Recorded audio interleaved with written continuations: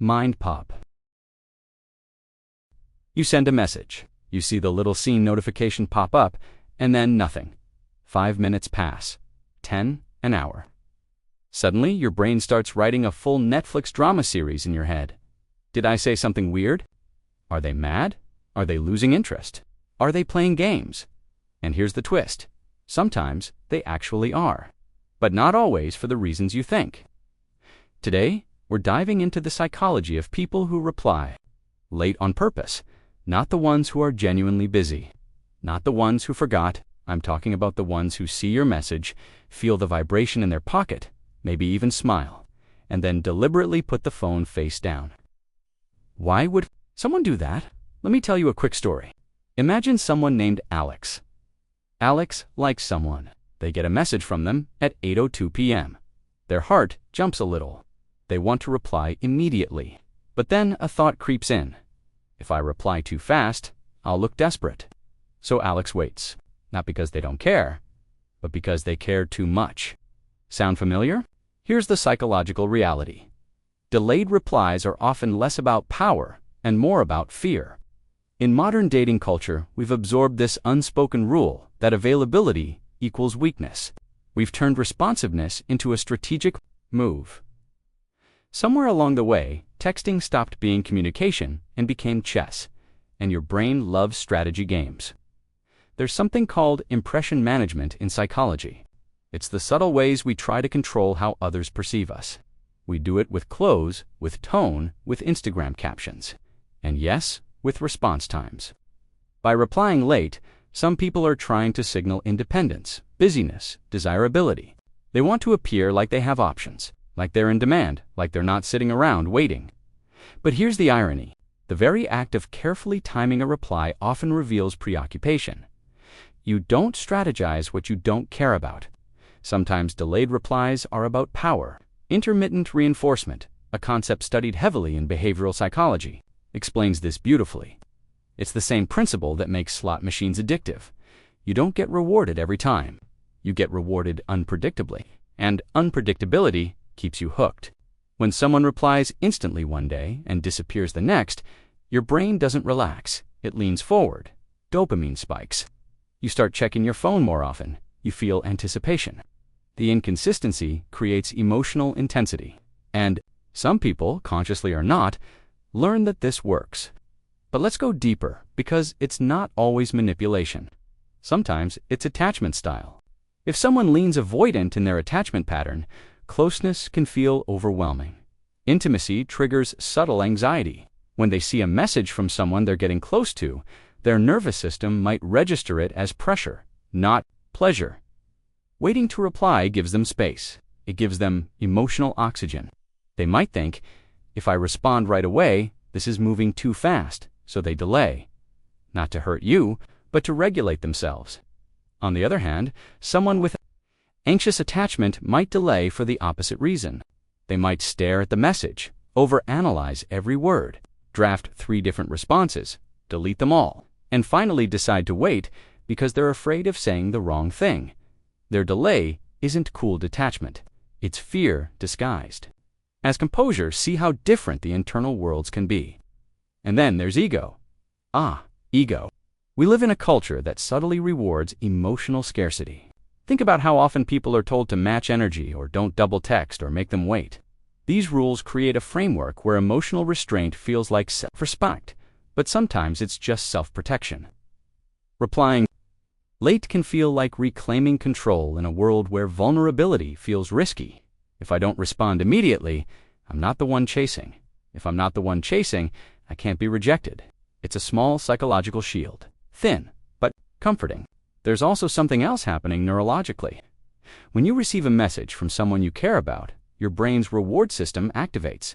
It's a small hit of social validation. But if you respond immediately, the interaction might end quickly. By waiting, some people prolong the anticipation. They stretch the emotional moment. It's like saving the last bite of dessert.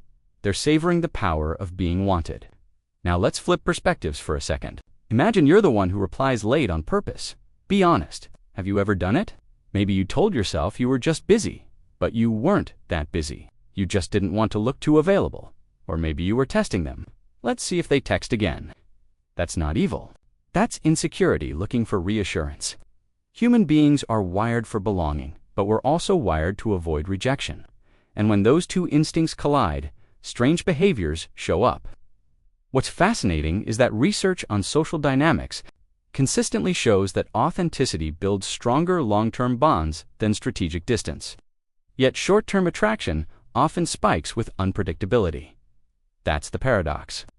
Mystery can create intrigue, but consistency builds trust. And trust is what actually sustains connection. There's also a broader cultural layer. We're overstimulated. Our phones are portals to infinite validation. So attention has become currency.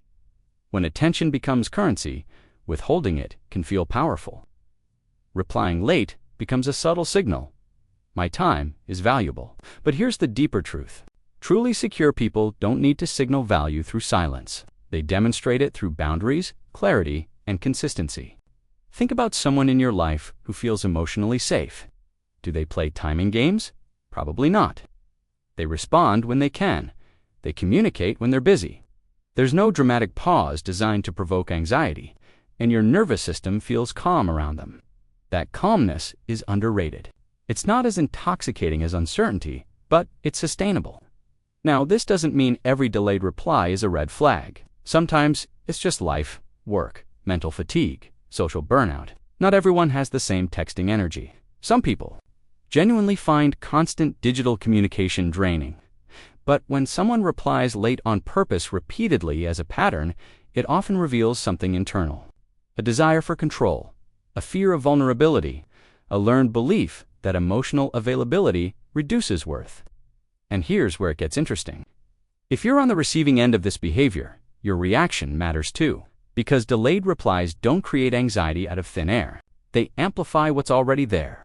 If you're secure, you might notice the delay and shrug. If you're anxious, it can spiral into self-doubt. So sometimes the dynamic isn't about one bad person. It's about two nervous systems interacting. One person pulls back to feel safe. The other leans forward to feel safe, and the push-pull begins. But awareness changes everything. If you recognize yourself as someone who delays replies intentionally, ask yourself gently, not judgmentally. What am I protecting? Am I trying to appear less interested than I am? Am I afraid of being too much, too available, too eager? What would happen if you responded when you genuinely wanted to? For many people, that feels terrifying. It feels like stepping into emotional daylight without sunglasses. But it's also freeing. And if you're the one anxiously watching the scene timestamp, consider this. Someone else's response, speed is not a reliable measure of your worth. Their delay says more about their internal wiring than your value. Sometimes the healthiest move isn't decoding their behavior. It's observing how it makes you feel. Does it create excitement or chronic tension? Because love, connection, even flirtation, they shouldn't feel like you're waiting for exam results. They should feel like a conversation. At the end of the day, texting is just modern body language. It's how we show up in small moments.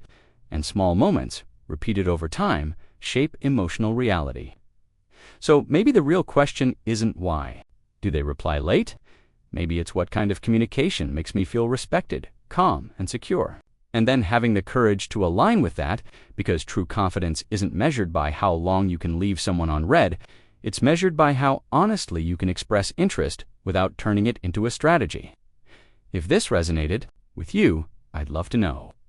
Have you ever delayed a reply on purpose or been on the other side of it? Drop your thoughts in the comments. Let's talk about it. And if you're curious about the deeper psychology of attraction, attachment, and human behavior, make sure you stick around. Your brain is fascinating, and the more you understand it, the less you'll need games to feel powerful.